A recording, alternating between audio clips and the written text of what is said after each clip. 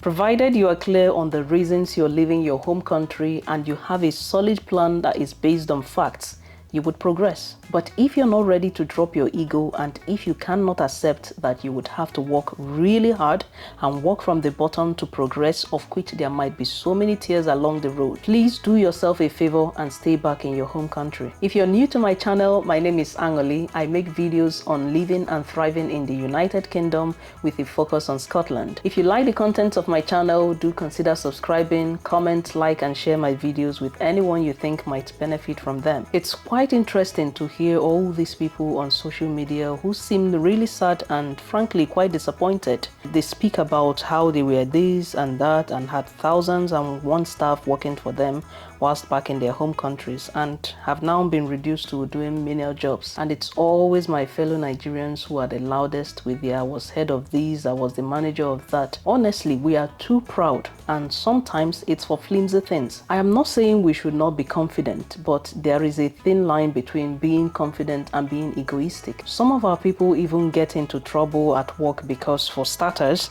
they might be doing a job which they feel is beneath them, and to top that up, the manager might be way younger, and you find some people unable to keep their ego in check. A homie is doing this, a homie is doing that, you know who I was. Let me tell you now, no one here really cares about who you were or what you were doing back in your home country. So just face your hustle or retrace back your steps. Some people were complaining in a YouTube video how they are doing menial jobs despite their qualifications and their experiences, and they were also complaining that the employers seem to be favoring the indigenes.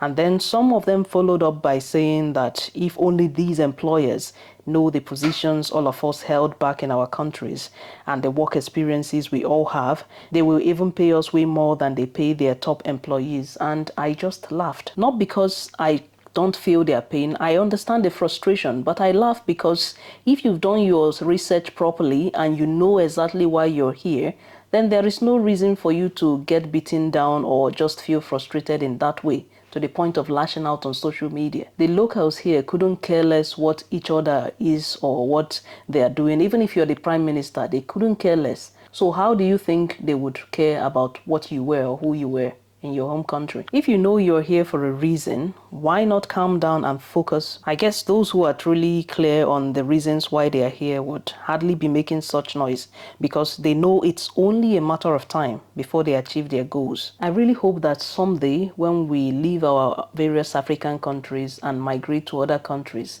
that we do not do so in so much desperation, and that we are intentional and have a clear target of what we are going to benefit from the migration. And I mean real and lasting benefits, not some of the flimsy things we currently count as benefits. Because of the obvious desperation to leave our various African countries, it now looks as if we are the only ones migrating, but that is clearly not true. Citizens of the so-called first world countries, they migrate all the time, but the main difference between them and us is that they would really take their time to make sure that wherever they are migrating to really benefits them.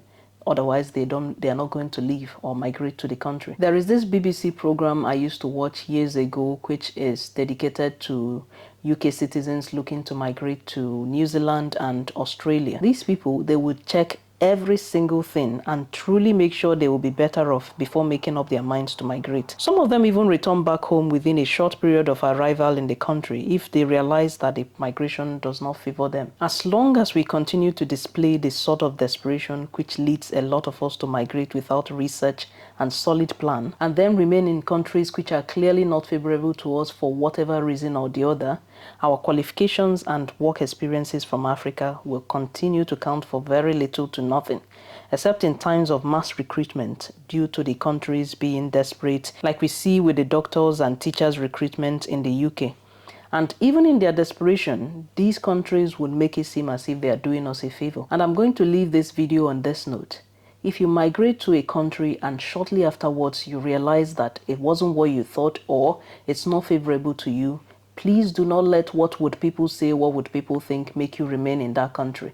The sooner you retrace your steps and go back home, the better for you. I would really want us to normalize being able to return back home without any shame if we migrate and realize soon afterwards that it was a mistake or the country is not what you thought it was. Thank you for watching, and I'll see you in my next video.